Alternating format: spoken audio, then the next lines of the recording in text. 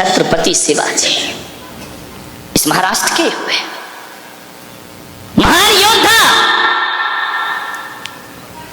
अद्भुत शौर्य था उनके पास। शिवाजी महाराज, ध्यान रखना, हिंदुत्व में प्राण फूंक दी जिन्होंने, भारत के स्वाभिमान को शौर्य प्रदान कर दिया जिन्होंने, ध्यान रखना। वो राजा, वो छत्रपति शिवा एक दिन किसी स्थान पर रुके थे, रात्रि में विश्राम कर रहे थे कि कोई एक बहुत सुंदरी रूप लावण्य की धनी खिड़की से उनके कमरे में आ गई। उसने शिवा को देखा, आसक्त हो गई शिवा पर। इतना शौर्य, इतना पौरुष जिसके अंदर हो, इतना स्वाभिमान हो।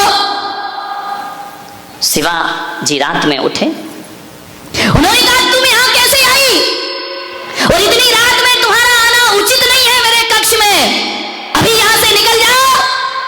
उस महिला ने कहा मैं जा नहीं सकती हूं, मैं बड़ी मुश्किल से तो आई हूं। शिवा ने कहा क्या कहना चाहती हो? बोले मैं तुम पे आसक्त हूं, मैं तुमसे आसक्त हूं, तुम्हारा आलिंगन चाहिए। शिवा ने कहा क्या कह रही हो तुम? बोले शिवा मैं तुम पर मोहित हूं, तुम्हारी कायल हूं, तुम्हारे कृत्यों की प्रशंसक हूं, मैं तुमसे प्रभावित हूं। क्या चाहती हो? यही चाहती हूं कि मैं अपनी कोख से तुम्हारे जैसे बेटे को जन्म दूं, यही मेरा अभिप्राय है। केवल मैं एक मां बनना चाहती हूं तुम्हारे बच्चे की, तुम्हारी कोख में, अपनी कोख से तुम्हारे जैसा बेटे को जन्म। शिवा ने कहा कि तुम क्या कह रही हो, मेरे माध्यम से तुम्हारी कोख में औलाद मेरे जैसी हो? मां जरा ये तो बता, कोई जरूरी थोड़ी है कि महापुरुषों के घर में महापुरुष ही जन्म लेते हो, कोई जरूरी नहीं है कि निकृष्ट घर में महापुरुषों का जन्म ना होता हो। एक बात याद कर, तुझे मेरे जैसा पुत्र चाहिए? हाँ शिवा मुझे तुम्हारे जैसा पुत्र चाहिए। तो इसके लिए इतना इंतजार क्यों करना? बड़ी आनंदित हुई, प्रसन्न हो गई कि शिवा तैयार। शिवाजी ने कहा कि ठहरो, इतनी देर इंतजार क्यों करना? 9 महीने तो गर्भ में पालेगी, बड़ा करेगी, जन्म देगी, पुत्र की जगह पुत्री हो गई तो भी बोले चलेगा, पुत्री भी चलेगी, लेकिन वीर होना चाहिए, वीरांगना होना चाहिए। शिवा ने कहा इतना इंतजार मत कर।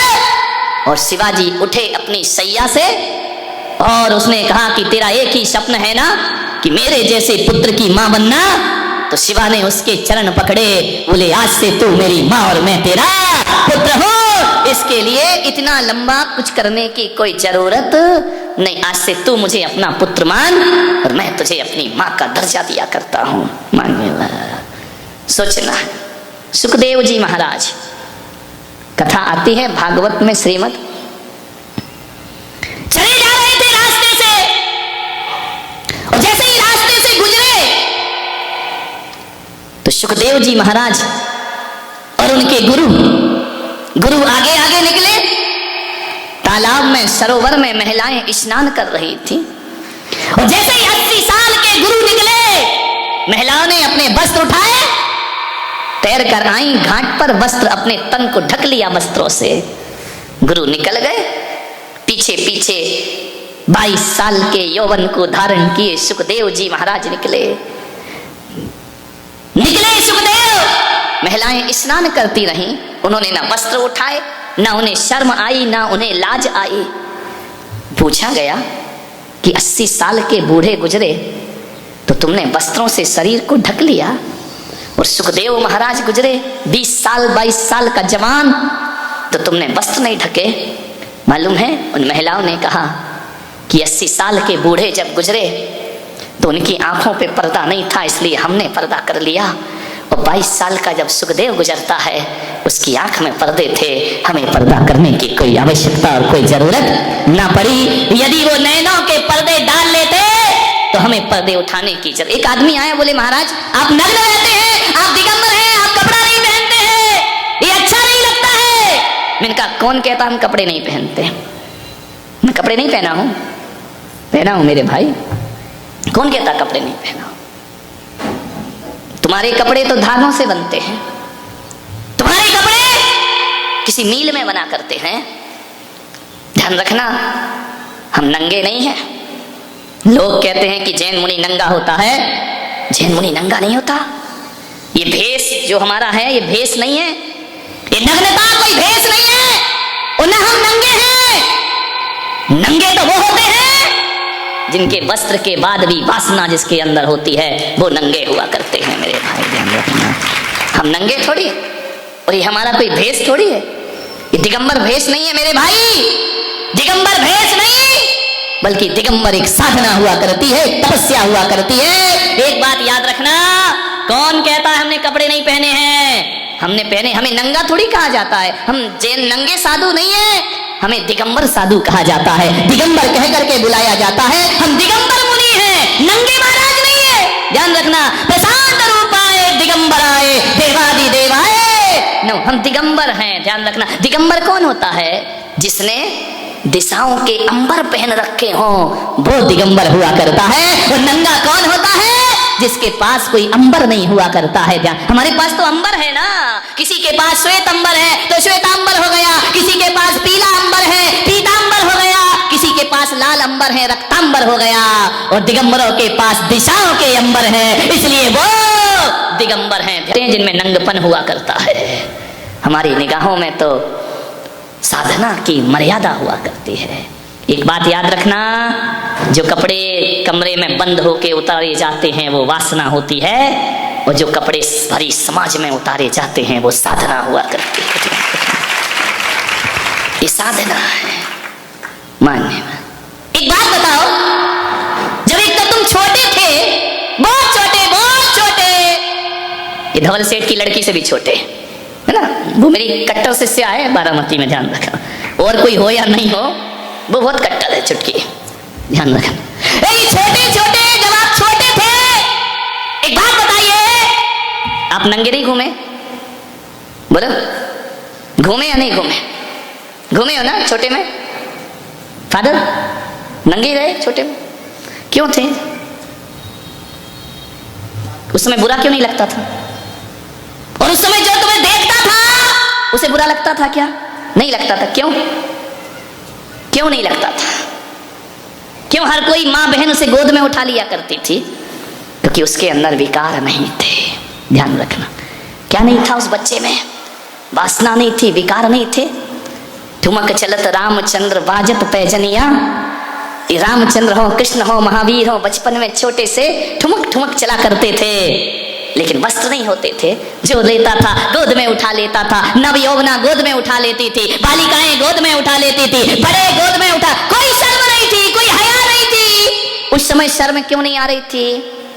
बोलो, क्योंकि हमारे अंदर विकार नहीं थे। अब शर्म क्यों आती है? बोलो, हमारे अंदर क्या है? वासना है, विकार है। ध्यान रखना, बचपन में नंगे घूमे तो विकार नहीं थे, तो शर्म नहीं लगती थी। और मैं तो कहता हूं कि यदि वो बचपना यदि बड़े में होकर के आ जाए और विकार निकल जाए, तो आप वस्त्र इसलिए पहने हैं कि आपके अंदर विकार हैं, और संत इसलिए वस्त्र नहीं पहनता, वो बालक की भांति निर्विकार हुआ करता है, उसके अंदर कोई वासना नहीं। एक बात बताओ, आपके हाथ में कंकड़ पत्थर है और कहीं हीरा पड़ा है, और हीरा आपको दिख जाए तो कंकड़ पत्थर छोड़ना पड़ते हैं या छूट जाते हैं? विचार करिए।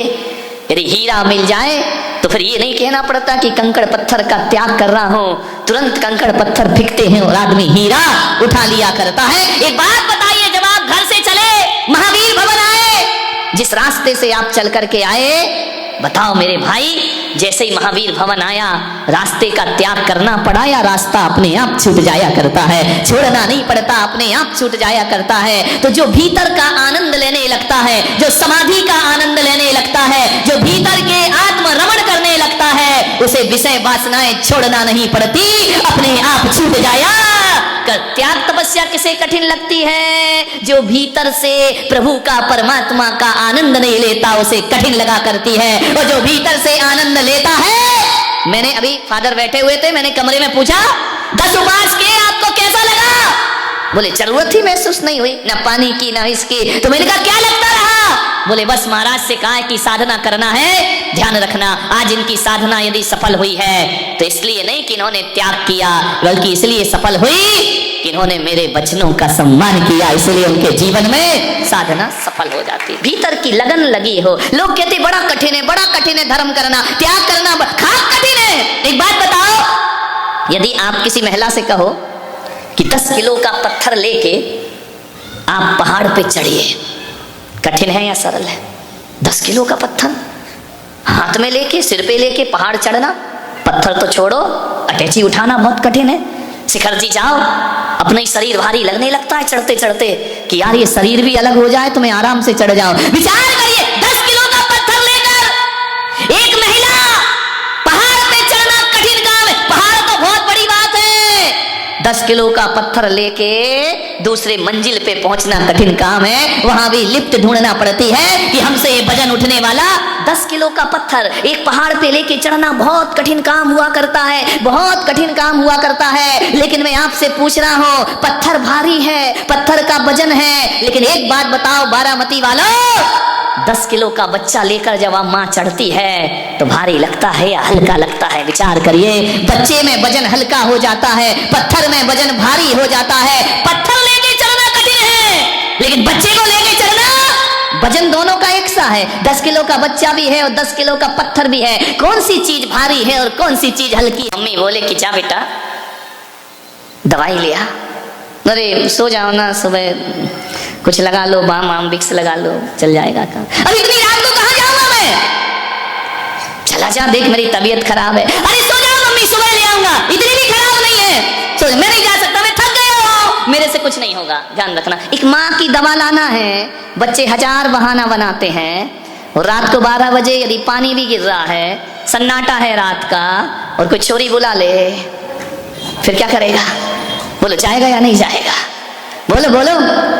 अरे बुजुर्गो तुम भी बताओ यार, तुम सब कर चुके हो ये कर्म, बच्चों की तरफ काहे को देख रहे हो? ध्यान रखना, जाएगा या नहीं जाएगा? रात को 12 बजे मिलने जाएगा। मम्मी कहेगी मत जा बेटा रात में, मम्मी बहुत जरूरी काम, मुझे जाना है, झूठ बोलेगा लेकिन जाएगा। ध्यान रखना, तब पानी नहीं दिखता, तब रात नहीं दिखती, तब नींद नहीं दिखता। मानने कहने का अर्थ इतना ही है, जुड़ाव होना चाहिए। यदि आपका लगाव, आपका अटैचमेंट जिसके प्रति ज्यादा है तो एक बात ध्यान रखना, उसके अवगुण भी गुण ही लगते हैं, और जिससे लगाव नहीं है उसके सद्गुण भी अवगुण जैसे लगा करते हैं।